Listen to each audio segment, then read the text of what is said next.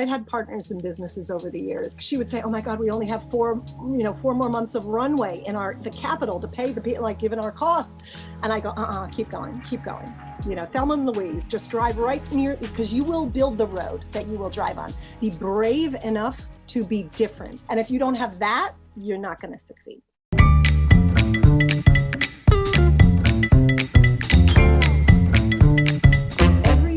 No one needs another jewelry designer. No one needs another jewelry company.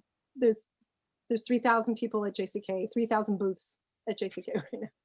No one needs another one. So the ticket is to be bold and be authentic and be brave enough to be different.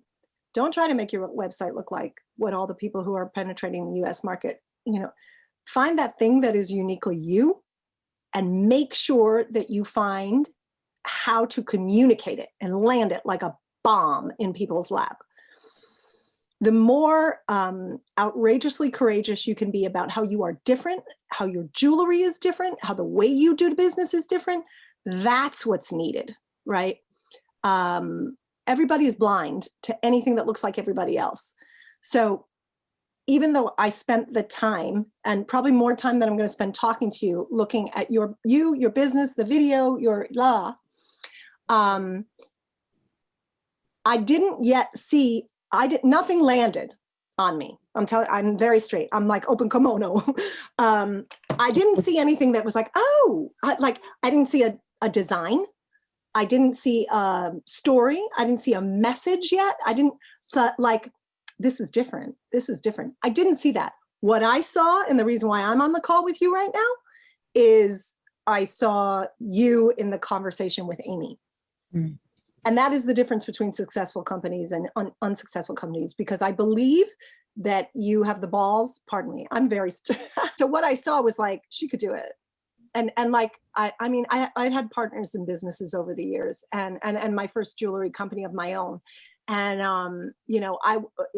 she would say, oh my God, we only have four more months of runway in the capital to pay the people, like given our costs. And I go, keep going. Thelma and Louise, just drive right near, because you will build the road that you will drive on. And if you don't have that, you're not going to succeed. Do I think that the United States market is the right strategy for you right now? Do I think that opening stores is the right strategy for you right now? My gut instinct is like, I wouldn't tell anybody to open the store right now. I would say, attack the market on 3 different fronts. If that is the market that you want to penetrate, like maybe if I get a look inside your underwear drawer, I would say, you know what, instead, let's focus on Israel for the next 4 quarters. Let's contain our operational costs, and let's get that 6, 7, 8, 9% up higher, because that's a little low. That's a little painful, right? It's a lot of work to only keep less than 10% in your pocket, right? So we may say, okay, let's get your operational excellence up to snuff. It's not the fancy fun part, and believe me, I know, I like the, that's me. But you get your underwear and drawer in order, then you have more to invest in the bigger plans and the funner part of the business. But I don't know if the US market, I don't know. I have to look at your numbers, but, and that's where I start. I'm a businesswoman. And at the end of the day, if it's not, and people talk to me about social responsibility and grabbing the lab-grown diamonds and in the end of the day, it's business. Is there profit enough that there's more left, than what you spent, and to sustain your lifestyle and your human goals?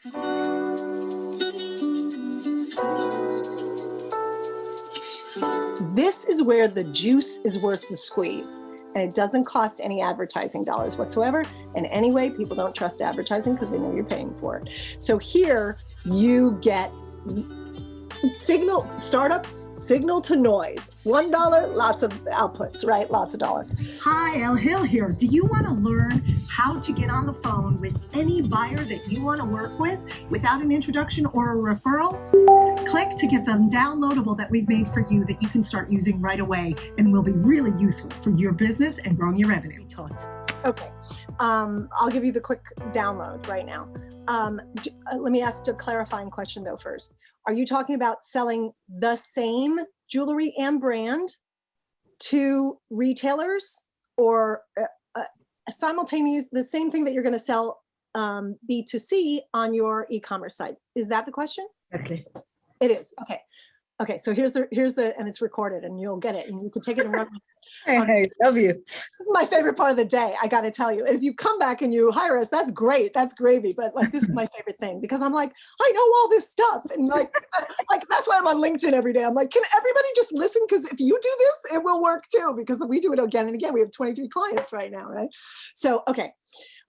If you have a existing e-commerce website and you're selling a brand directly B2C, and you want to establish yourself with key retailers that will validate and amplify your brand in a particular marketplace or amongst a particular group of end consumers, first you have to identify which retailers that, what is that marketplace? What is the right marketplace? Don't just pick one out of the air. And what is the right end consumer? Things that inform this are things like, your price point, your design, aesthetic. We'll leave that to one side. And so I can get to the answer of your question. You've decided all these things. You know the marketplace you want to be in. You've researched and identified the other brands that you think you sit next to. Done that. Right? You've gone up to then you go to all of their websites and they have the similar price point. So, but the graph of price, high to low, design, price high to low. So you know what quadrant you're in. You've identified the other brands that are similar to you, but somehow you have a USP. You have a unique selling proposition that is your right to exist because no one needs another jewelry designer or brand, right? So then you go to every single one of their websites and you look at the stockist page and you look at all the retailers that are carrying them. Mm-hmm. Then you go on LinkedIn, you take that list, you go on LinkedIn, get Sales Navigator for yourself. You are the puppy in the window. You're good looking, you're smart, all these things matter, but go on LinkedIn. This is the do-it-yourself how-to, and find there is not a decision maker. Like at B2C, you just have to convince one person. And depending on what your strengths are, like if you were really selling yourself as a sustainably sourced business, then I would say also go after the CSR manager. Or if your Instagram following was in the tens of thousands, I might say, make sure you reach out to the marketing manager too, because they're going to be happy that you're driving traffic to the retailer. Because everything that you don't have will be used against you. So everything you do have, you use. But what you have to, you go on LinkedIn and you find all the people that could possibly influence the buying of of your brand in that retailer. Then you go on something like, you don't ask them to connect with you. You follow them. And if you have Sales Navigator, and you can have a community manager on your team do this for you. That's what the bigger companies do. If you have someone who can dual purpose, you get Sales Navigator level on LinkedIn, which is like a few hundred USD for a year. You follow every name that you found who might possibly want to carry diamonds in their retail shop, and you add them to the lead list in Sales Navigator. What does that do? It means that every time they post, it will ping on the mobile of whoever you put in charge of this, you or your gal, because you're all women too. That's just so funny. And ours is by accident also. Every time they post, then your person in charge, it can be you or somebody else, but as you, they have your password they're using. It has to be, people do business with people. They do not do business with your corporate profile page. It's almost useless, but it has to be there. And it has to be populated regularly. So B2B, LinkedIn is your zone for B2B, and Instagram is also your zone for B2B. Because what you will find is you put all those names, say you find 50 names, you identified 20 retailers and you found 5 retailers, you got 100 names on there. Maybe only 20 of them are active on LinkedIn, but it will only ping you when they post something. When they do, you or your team member says, oh man, this was great. Thanks for posting that. Just so your face and that smile and like your eyes forward, whatever, comes up and they start seeing you. Because as well as I know, when someone actually comments on your post, that's what I really notice, right? So everyone stupidly, and so many people approach my business and say, we can help you generate leads. I'm like, I'm a lead generation machine. I don't need you, because my girls just comment on the posts of people that we want to do business with. And what happens is they go, oh, I love Ella was, she always looks so nice. You know, they notice because they're human beings. It's their own. This is where the juice is worth the squeeze. And it doesn't cost any advertising dollars whatsoever. And anyway, people don't trust advertising because they know you're paying for it. So here you get signal, startup, signal to noise, $1, lots of outputs, right? Lots of dollars. So that is called account-based marketing. And you may have heard of it because you're not trying to get B2C is like Nike and McDonald's. You're trying to get everybody in the world. One single decision maker to think. In B2B, it's much easier because we know which fish we're trying to fry. And so we focus on them like a laser, and then we show up in a way that makes them go, oh. So, okay. So then after they've done that, they get 1, 2, 3, they're keeping a spreadsheet. You may have a CRM already. So she'll probably keep a spreadsheet and go, okay, I commented on Elle once. I commented on her twice. I commented on her 3 times. Then you send a connection request. I've been really enjoying your content from you personally, really enjoying your content. I'd love to connect here. Then they'll say yes because you're that girl. They'll say yes. And then your content will show up in their feed much more frequently all of a sudden. So I've gone through one thread, which is the account-based marketing, right? Because as soon as you request that, they're going to click and look at, if you're lucky, if you've done it right, they'll go and click on your profile on LinkedIn. So you have to make sure that your profile is talking about how you provide jewelry to retailers that sells like hotcakes and that builds this unique thing, whatever. So that is your place to not, it is not a resume. It is not everything you did in high school and college and how tech savvy you are. It is all talking about what problems those retailers may have or what opportunities they want that Diamonds provides or solves for, right? So that when they go back, they're like, oh, I really actually, she'd been so nice to comment to me all the time. And now look, she's got a solution to my problem because you've already researched every single one of those companies and you know why you should be in their store because they don't have something, right? So you do it smart, not hard.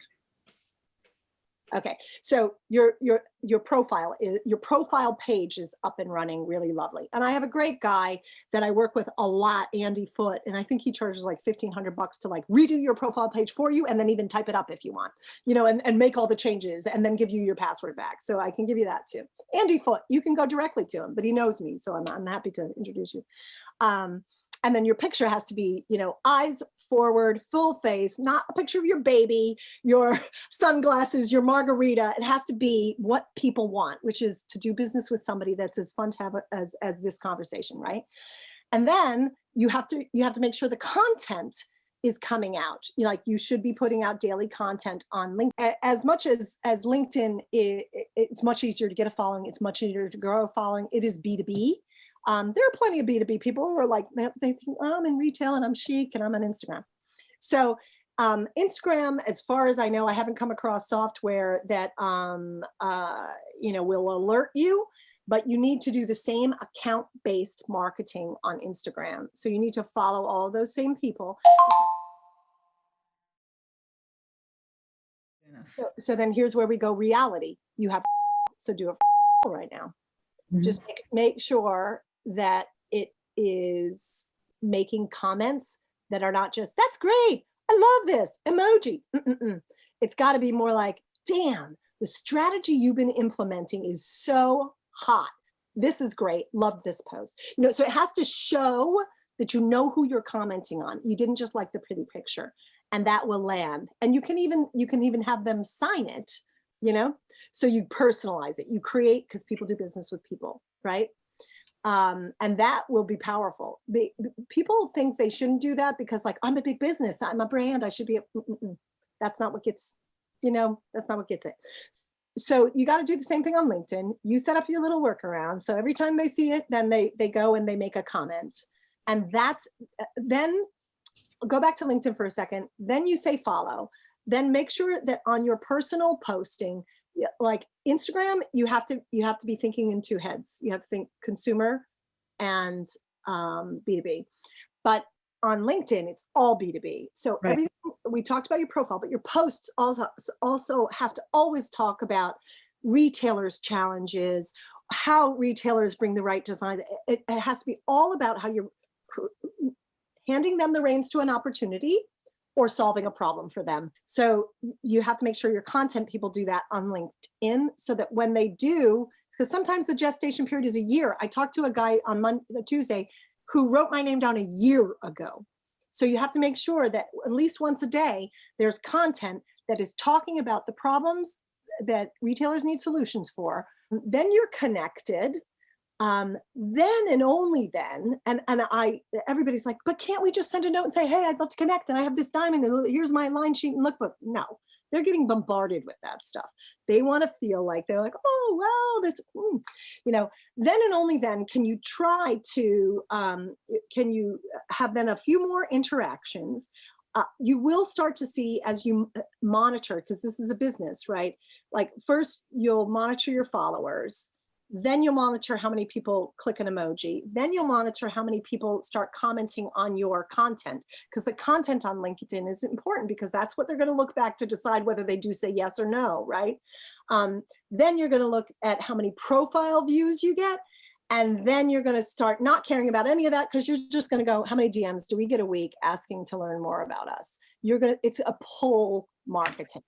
That all has to happen simultaneously with after you've asked someone to follow you or to connect with you. And you do that only on desktop, only on their profile page. Otherwise, you don't get to send a personal note. So never have your gal or you do it from a mobile because you won't get to send a personal note. I don't think they've changed it. We have a member who's part of a think tank in the algorithm of LinkedIn.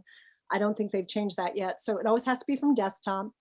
And then, and we do this for our clients. Some of our clients hire us to just do this whole thing that I'm talking to you about right now, but I'm just telling you how to do it. So then you can send a note on there that says, I'd love to talk to you a little bit about something that doesn't seem like you're trying to sell it, try to take the conversation offline. This is one option. The other option is go to hunter.io or any one of the how you find an email address for people and find the email address for everyone on that 100-person long list, right? Find an email for every one of them. Because once you've established some kind of interaction, engagement, talking back and forth online, you can either ask them online, like, I'd love to take this conversation offline and just learn a little bit more about your store because I love what I'm seeing. Then you can have a conversation and say, now that I've heard about this, I think our product, our line might be good in your store. Can I send you a link to not a lookbook and a line sheet, but a URL? So you'll just have a click here, right? To a non-navigable page on your website. Why do I say this instead of attach a PDF? Well, first of all, PDFs are dinosaurs, and you're tech savvy, so you're not going to do that. You want them in your house. Right. So if you've built your house properly, because that's all got to be parallel process as well, then when they go to look at your line sheet, it's not an isolated thing on their desktop. You brought them to your house. And then they're in your house and they might look around and they might see your Instagram. So that's how.